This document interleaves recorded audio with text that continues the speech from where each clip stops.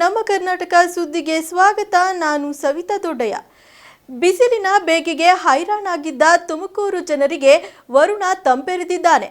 ಇಂದು ಮಧ್ಯಾಹ್ನ ತುಮಕೂರು ನಗರದಲ್ಲಿ 28 degree Celsius ಮಳೆಯಾಗಿದೆ.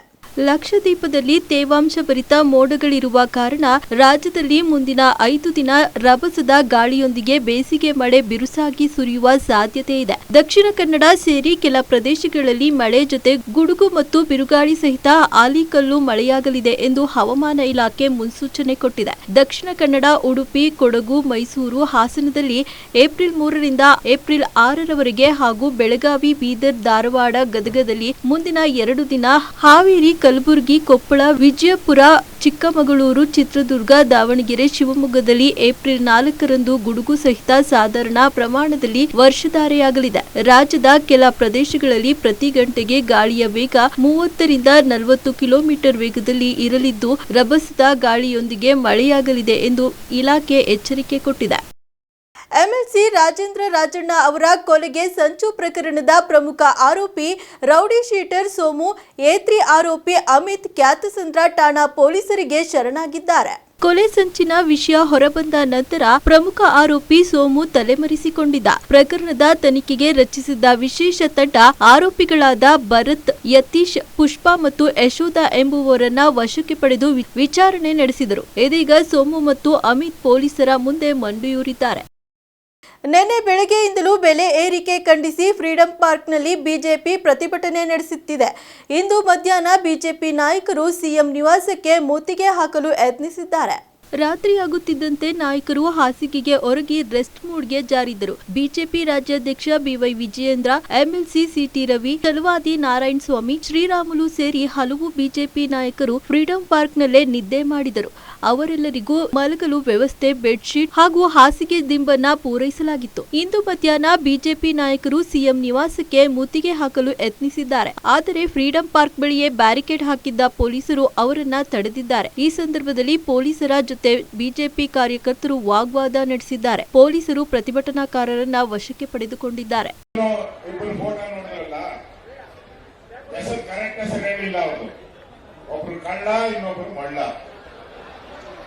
ಒಬ್ರು ಮಣ್ಣಿಗೆ ದುಡ್ಡು ಮಾಡ್ತಾರೆ ಸಿದ್ದರಾಮಯ್ಯ, ಇನ್ನೊಬ್ಬ ಡೈರೆಕ್ಟ್ ಕಾಣ್ತಾನೆ. ಪರ್ಸೆಂಟೇಜ್ ಬೆಂಗಳೂರಲ್ಲಿ ಬಿಲ್ಡಿಂಗ್ ಕಟ್ಟಿದ್ರೆ ಪರ್ಸೆಂಟೇಜ್ ಇಷ್ಟು ಕೊಡಬೇಕು ಅಂತೇಳಿ ಅವರಿಬ್ಬರಿಗೂ. ಇವತ್ತು ಸನ್ಮಾನ್ಯ ಯಡಿಯೂರಪ್ಪನವರು ನೇತೃತ್ವದಲ್ಲಿ, ನಮ್ಮ ರಾಜ್ಯಾಧ್ಯಕ್ಷರ ನೇತೃತ್ವದಲ್ಲಿ ನಾವೆಲ್ಲರೂ ಕೂಡ ಹೋರಾಟವನ್ನ ಮಾಡ್ತಾ ಇದ್ದೀವಿ. ಇನ್ನೇನು ಒಂದು 10-15 ನಿಮಿಷದಲ್ಲಿ ನಮ್ಮ ಹೋರಾಟ ಮುಂದುವರಿಯುತ್ತೆ. ಮುಖ್ಯಮಂತ್ರಿಗಳ ಮನೆ ಕಡೆ ಮುಂದುವರಿಯುತ್ತೆ. ನಾವೆಲ್ಲರೂ ಕೂಡ ಇಲ್ಲಿರೋ ಎಲ್ಲರೂ ಕೂಡ ನಮ್ಮ ಜನರಲ್ ಸೆಕ್ರೆಟರಿ ಅನೌನ್ಸ್ ಮಾಡ್ತಾರೆ ಯಾರ್ಯಾರು ಯಾವ್ಯಾವ ಟೈಮ್ಗೆ ಎದ್ದು ಬಸ್ಗಳಿಗೆ ಎತ್ಬೋದು ಅಂತ. ಎಲ್ಲರೂ ಬಸ್ ಹತ್ಬೋದು. ಈಗಾಗಲೇ ಅವರೆಲ್ಲ ಟೆಂಟು, ಚೇರು ಎಲ್ಲ ಒಂದು ರೆಡಿ ಮಾಡಿದ್ದಾರೆ ಪೊಲೀಸರು.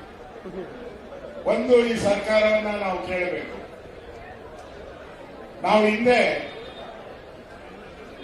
ನಾವೆಲ್ಲರೂ ಹಿಂದೆ ಎಣದ ಮೇಲೆ ದುಡ್ಡು ತಿನ್ಬೇಡ ಅಂತ ಹೇಳ್ತಾ ಇದ್ವಿ. ಎಣದ ಮೇಲೆ ಹಾಕ್ತಾರಲ್ಲ, ಸತ್ತ ಎಣದ ಮೇಲೆ ದುಡ್ಡು ಹಾಕ್ತಾರೆ, ಎಣ ಎತ್ತೋಗ ಎರ್ಸ್ತಾರೆ, ಅದನ್ನ ತಿನ್ಬೇಡ ಅಂತ ಹೇಳ್ತಾ ಇದ್ವಿ. ಈ ಸರ್ಕಾರ ಬಂದ ಮೇಲೆ ಡೆತ್ ಸರ್ಟಿಫಿಕೇಟ್ಗೂ ಹಣವನ್ನು ಫಿಕ್ಸ್ ಮಾಡಿ ಲೂಟಿ ಹೊಡಿತಾ ಇದ್ದಾರೆ. ಡೆತ್ ಸರ್ಟಿಫಿಕೇಟ್ ಎಣದ ಮೇಲೂ ಹಣ ಮಾಡುವಂತ ಸಿದ್ದರಾಮಯ್ಯ ಮತ್ತು ಡಿ.ಕೆ. ಶಿವಕುಮಾರ್ ಅವರನ್ನ ಇವತ್ತು ನೋಡ್ತಾ ಇದ್ದೀವಿ.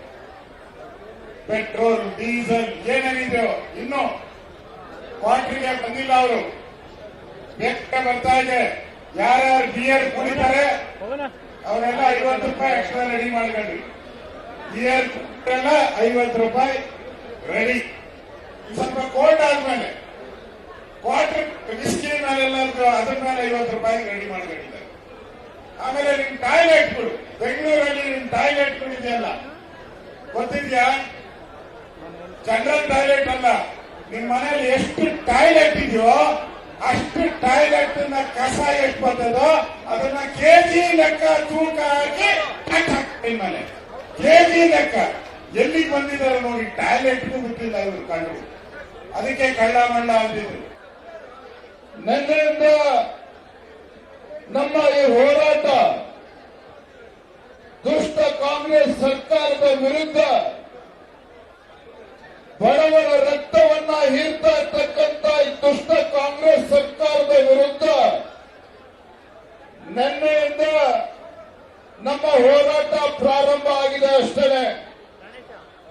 ನಿನ್ನೆಯಿಂದ ನಮ್ಮ ಹೋರಾಟ ಪ್ರಾರಂಭ ಆಗಿದೆ, ಮುಕ್ತಾಯ ಅಲ್ಲ. ಇವತ್ತು ನಾವ್ಯಾರೂ ಕೂಡ ನಿರೀಕ್ಷೆ ಮಾಡಿರಲಿಲ್ಲ. ನಾಡಿನ ಜನರ ವಿಶ್ವಾಸವನ್ನ ಪಡೆದುಕೊಂಡು ಅಧಿಕಾರಕ್ಕೆ ಬಂದಿರತಕ್ಕಂಥ ಕಾಂಗ್ರೆಸ್ ಸರ್ಕಾರ ರಾಜ್ಯದಲ್ಲಿ ಅಧಿಕಾರಕ್ಕೆ ಬಂದ ತಕ್ಷಣ ನಾಡಿನ ರೈತರ ಕಣ್ಣೀರು ಒರೆಸ್ತಕ್ಕಂಥ ಕೆಲಸವನ್ನ ಮಾಡ್ತೇವೆ, ನಾಡಿನ ಬಡವರ ಕಣ್ಣೀರನ್ನು ಒರೆಸ್ತಕ್ಕಂಥ ಕೆಲಸವನ್ನ ಮಾಡ್ತೇವೆ, ಎಲ್ಲ ಸಮಾಜಕ್ಕೆ ನ್ಯಾಯ ಕೊಡ್ತೇವೆ ಅಂತ ಹೇಳಿ ರಾಜ್ಯದಲ್ಲಿ ಕಾಂಗ್ರೆಸ್ ಸರ್ಕಾರ ಅಧಿಕಾರಕ್ಕೆ ಬಂತು. ಮುಖ್ಯಮಂತ್ರಿಗಳು ಸಿದ್ದರಾಮಯ್ಯ ಮುಖ್ಯಮಂತ್ರಿಗಳಾದ್ರು. ದುರಂತ ಅಂತ ಹೇಳಿದ್ರೆ ರಾಜ್ಯದ ಚುಕ್ಕಾಣಿ ಹಿಡಿದಿರ್ತಕ್ಕಂಥ ಮುಖ್ಯಮಂತ್ರಿ ಸಿದ್ದರಾಮಯ್ಯನವರು, ಯಾವ ಮುಖ್ಯಮಂತ್ರಿ ಸಿದ್ದರಾಮಯ್ಯನವರು ಬಡವರ ಪರವಾಗಿ, ರೈತರ ಪರವಾಗಿ ಅವರ ಕಣ್ಣೀರನ್ನು ಒರೆಸ್ತೇವೆ ಅಂತ ಹೇಳಿ ಅಧಿಕಾರಕ್ಕೆ ಬಂದಿರತಕ್ಕಂಥ ಸಿದ್ದರಾಮಯ್ಯನವರ ಸಮಾಜವಾದಿ ಮುಖವಾಡ 20 ತಿಂಗಳಲ್ಲಿ ಕಳಿಸಿ ಬಿದ್ದಿರ್ತಕ್ಕಂಥದ್ದು. 20 ತಿಂಗಳಲ್ಲಿ ಸಿದ್ದರಾಮಯ್ಯನವರ ಸಮಾಜವಾದಿ ಮುಖವಾಡ ಎಂದು ಕಳಿಸಿ ಬಿದ್ದಿದೆ. ನಾನು ಈ ವೇದಿಕೆ ಮೂಲಕ ರಾಜ್ಯದ ಮುಖ್ಯಮಂತ್ರಿಗಳಿಗೆ ನಾನು ಕೇಳಲಿಕ್ಕೆ ಇಷ್ಟಪಡ್ತೇನೆ. ಮಾನ್ಯ ಸಿದ್ದರಾಮಯ್ಯನವರೇ, ಅಧಿಕಾರಕ್ಕೆ ಬರುವ ಮುನ್ನ ಇದ್ದಂತ ರೈತರ ಪರವಾಗಿರ್ತಕ್ಕಂಥ ಕಾಳಜಿ ಈಗ ಯಾಕೆ ಮರ್ತೋಗಿದೆ? ಸಿದ್ದರಾಮಯ್ಯನವರೇ, ಅಧಿಕಾರಕ್ಕೆ ಬರುವ ಮುಂಚಿತವಾಗಿ ನಾಡಿನ ಬಡವರ ಬಗ್ಗೆ ಇದ್ದಂತ ಕಾಳಜಿ, ವಿರೋಧ ಪಕ್ಷದಲ್ಲಿದ್ದಾಗ ನಿಮ್ಮ ಕಾಳಜಿ, ಅಧಿಕಾರಕ್ಕೆ ಬಂದ ಮೇಲೆ ಮುಖ್ಯಮಂತ್ರಿ ಕುರ್ಚಿ ಮೇಲೆ ಕೂತ ಮೇಲೆ ಯಾಕೆ ಮರೆತು ಹೋಗ್ಬಿಟ್ಟಿದೆ ಮುಖ್ಯಮಂತ್ರಿ ಸಿದ್ದರಾಮಯ್ಯನವರೇ? ರಾಜ್ಯದಲ್ಲಿ ಬೆಲೆ ಏರಿಕೆಗೆ ಕೇಂದ್ರ ಸರ್ಕಾರವೇ ಕಾರಣ ಎಂದು ಗೃಹ ಸಚಿವ ಡಾಕ್ಟರ್ ಜಿ ಪರಮೇಶ್ವರ್ ಬೆಂಗಳೂರಿನಲ್ಲಿ ಆರೋಪಿಸಿದ್ದಾರೆ. ಬೆಲೆ ಏರಿಕೆ ವಿರೋಧಿಸಿ ಬಿಜೆಪಿ ಅಹೋರಾತ್ರಿ ಧರಣಿ ನಡೆಸುತ್ತಿರುವ ಹಿನ್ನೆಲೆಯಲ್ಲಿ ಬೆಂಗಳೂರಿನಲ್ಲಿ ಪ್ರತಿಕ್ರಿಯಿಸಿರುವ ಅವರು, ನಾವು ಕೇಂದ್ರಕ್ಕೆ 20,000 ಕೋಟಿಗೂ ಹೆಚ್ಚು ತೆರಿಗೆ ಕೊಡುತ್ತೇವೆ. ಅವರು ನಮಗೆ ಬರಬೇಕಾದ ಪಾಲು ವಾಪಸ್ ಕೊಡುತ್ತಿಲ್ಲ. ಹೀಗಾಗಿ ಅನಿವಾರ್ಯದಿಂದಾಗಿ ಬೆಲೆ ಏರಿಕೆ ಆಗುತ್ತಿದೆ. ಗ್ಯಾರಂಟಿ ಯೋಜನೆಗಳಿಗೂ ಬೆಲೆ ಏರಿಕೆಗೂ ಸಂಬಂಧ ಇಲ್ಲ ಎಂದಿದ್ದಾರೆ. ಸ್ಯಾಂಡಲ್ವುಡ್ ನಿರ್ಮಾಪಕ ಎಂಎನ್ ಕುಮಾರ್ ಅವರನ್ನ ಬೆಂಗಳೂರಿನ ಉಪ್ಪಾರಪೇಟೆ ಪೊಲೀಸರು ಹಾಸನದಲ್ಲಿ ವಶಕ್ಕೆ ಪಡೆದಿದ್ದಾರೆ.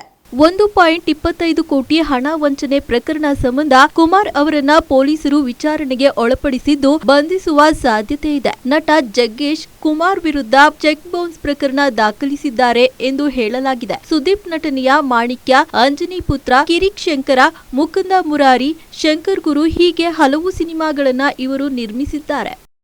ಬೆಂಗಳೂರು ಮೈಸೂರು ಎಕ್ಸ್ಪ್ರೆಸ್ ಹೈವೇಯಲ್ಲಿ ಭೀಕರ ಅಪಘಾತ ಸಂಭವಿಸಿದೆ. ಮೈಸೂರಿಗೆ ಹೋಗುತ್ತಿದ್ದ ಐರಾವತ ವೋಲ್ವೋ ಬಸ್ ಕಾರಿಗೆ ಡಿಕ್ಕಿ ಹೊಡೆದ ಪರಿಣಾಮ ಕಾರಿನಲ್ಲಿದ್ದ 4 ಸಾವನ್ನಪ್ಪಿದ್ದಾರೆ.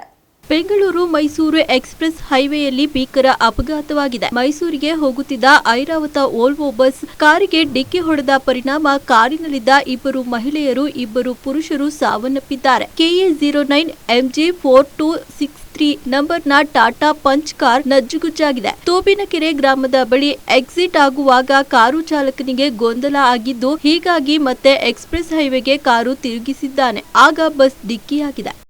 ಜಾತಿ ಸಮೀಕ್ಷೆಗೆ ಅಧಿಕಾರಿಗಳು ಮನೆ ಮನೆಗೆ ಭೇಟಿ ನೀಡಿದಾಗ ಮೂಲ ಜಾತಿಯ ಹೆಸರನ್ನ ನಮೂದಿಸಿ ಎಂದು ಭೀಮೋತ್ಸವ ಆಚರಣೆ ಸಮಿತಿ ಸಂಸ್ಥಾಪಕ ಮೂರ್ತಿ ಸಿಎಸ್ ಮನವಿ ಮಾಡಿದ್ದಾರೆ. ತುರುವೇಕೆರೆ ಪಟ್ಟಣದ ಪ್ರವಾಸಿ ಮಂದಿರದಲ್ಲಿ ಮಾದಿಗ ಮತ್ತು ಹೊಲೆಯ ಸಮುದಾಯದಿಂದ ಜಂಟಿ ಪತ್ರಿಕಾಗೋಷ್ಠಿಯಲ್ಲಿ ಮಾತನಾಡಿದ ಅವರು, ಒಳ ಮೀಸಲಾತಿ ವರ್ಗೀಕರಣ ಜಾರಿಗೊಳಿಸುವ ವಿಚಾರದಲ್ಲಿ ಈಗಾಗಲೇ ರಾಜ್ಯ ಸರ್ಕಾರದಲ್ಲಿ ಸದಾಶಿವ ಆಯೋಗ ವರದಿ, ಕಾಂತರಾಜ್ ಆಯೋಗ ವರದಿ ಮತ್ತು ಮಾಧುಸ್ವಾಮಿ ಕಮಿಟಿ ಇದ್ದು ಆದರೆ ಕರ್ನಾಟಕ ರಾಜ್ಯದಲ್ಲಿ ತಮ್ಮ ಜಾತಿಯ ಹೆಸರನ್ನ ಹೇಳಿಕೊಳ್ಳದೆ AKAAD/SC ಹರಿಜನ ಎಂದು ಪ್ರಮಾಣ ಪತ್ರವನ್ನ ಪಡೆದು ಗೊಂದಲವಿರುವ ಕಾರಣ ಇದೇ ತಿಂಗಳ 6ರಿಂದ 26ರವರೆಗೆ ಜಾತಿ ಸಮೀಕ್ಷೆ ನಡೆಯಲಿದ್ದು, ರಾಜ್ಯದಲ್ಲಿ ಮನೆ ಮನೆಗೆ ಭೇಟಿ ನೀಡಿ ಜಾತಿ ಸಮೀಕ್ಷೆಯನ್ನು ಮಾಡಿ ನಿಖರವಾದ ಮಾಹಿತಿಯನ್ನ ಸಂಗ್ರಹಿಸಬೇಕೆಂದು ರಾಜ್ಯ ಸರ್ಕಾರ ಆದೇಶ ಹೊರಡಿಸಿದೆ. ಆದ್ದರಿಂದ ನಮ್ಮ ತುರುವೇಕೆರೆ ತಾಲೂಕಿನ ಸಮುದಾಯದ ಬಂಧುಗಳು ಪ್ರತಿಯೊಂದು ಗ್ರಾಮಗಳಲ್ಲಿ ನಮ್ಮ ಗ್ರಾಮಗಳಿಗೆ ಸಮೀಕ್ಷೆ ಮಾಡಲು ಅಧಿಕಾರಿಗಳು ಬಂದಾಗ ಪರಿಶಿಷ್ಟ ಜಾತಿಯಲ್ಲಿ ಆದಿ ಕರ್ನಾಟಕವಿದ್ದರೆ ಮಾದಿಗ ಎಂದು, ಆದಿ ದ್ರಾವಿಡ ಇದ್ದರೆ ಹೊಲೆಯ ಎಂದು ಆಯಾ ಮೂಲ ಜಾತಿಯ ಹೆಸರನ್ನ ನೋಂದಾಯಿಸಬೇಕು ಮತ್ತು ನಮ್ಮ ಮಾದಿಗ ಮತ್ತು ಹೊಲೆಯ ಸಮುದಾಯದಲ್ಲಿ ಜನರಲ್ಲಿ ಜಾಗೃತಿ ಮೂಡಿಸಬೇಕು ಎಂದು ಭೀಮೋತ್ಸವ ಆಚರಣೆ ಸಮಿತಿ ಸಂಸ್ಥಾಪಕ ಮೂರ್ತಿ CS ಕರೆ ನೀಡಿದ್ದಾರೆ. ಈ ಸಂದರ್ಭದಲ್ಲಿ ತಾಲೂಕಿನ ದಲಿತ ಮುಖಂಡರುಗಳಾದ ಕೃಷ್ಣ ಮಾದಿಗ, ಡೊಂಕಿಹಳ್ಳಿ ರಾಮಣ್ಣ, ದಂಡಿನ ಶಿವರ ಕುಮಾರ್ ಸೇರಿದಂತೆ ಅನೇಕರು ಉಪಸ್ಥಿತರಿದ್ದರು. 6ನೇ ತಾರೀಕು ಈ ತಿಂಗಳ 6ನೇ ತಾರೀಕಿಂದ ನ್ಯಾಯಮೂರ್ತಿ ನಾಗಮುದ್ದಾಸ್ ಅವರ ಒಂದು ಕಮಿಟಿ ಸದಸ್ಯರುಗಳು, ಅದು PDO ಆಗ್ಬೋದು ಅಥವಾ ಶಿಕ್ಷಕರಾಗ್ಬೋದು, ಮತ್ತೊಬ್ಬರು ಯಾರು ಅವ್ರನ್ನ ಸರ್ಕಾರ ನೇಮಿಸುವಂತ ಅವರು ಮನೆಗೆ ಬರ್ತಿದ್ದಾರೆ. ಹಾಗಾಗಿ ತುರುವೇಕೆರೆಯಲ್ಲಿರುವ ಮಾದಿಗರು ಕಡ್ಡಾಯವಾಗಿ ಮಾದಿಗರು ಅಂತಲೇ ಬರ್ಸ್ಬೇಕು. ಯಾವುದೇ ಹಿಂಜರಿಕೆ ಅಥವಾ ನಾಚಿಕೆ ಅವೆಲ್ಲ ಬಿಟ್ಟು ಮಾದಿಗರು ಅಂತ ಬರ್ಸ್ಬೇಕು. ಒಲೆಯರು ಅಂತಲೇ ಬರ್ಸ್ಬೇಕು. ಅಲ್ಲಿ ಛಲವಾದಿ ಮತ್ತು ಏನು ಬರ್ಸಂಗಿಲ್ಲ. ಬಲಗೈ ಎಡಗೈ ಏನು ಹೇಳಂಗಿಲ್ಲ. ಆದಿ ಕರ್ನಾಟಕ ಆದಿ ದ್ರಾವಿಡ ಅಂತ ಏನೂ ಅಲ್ಲ.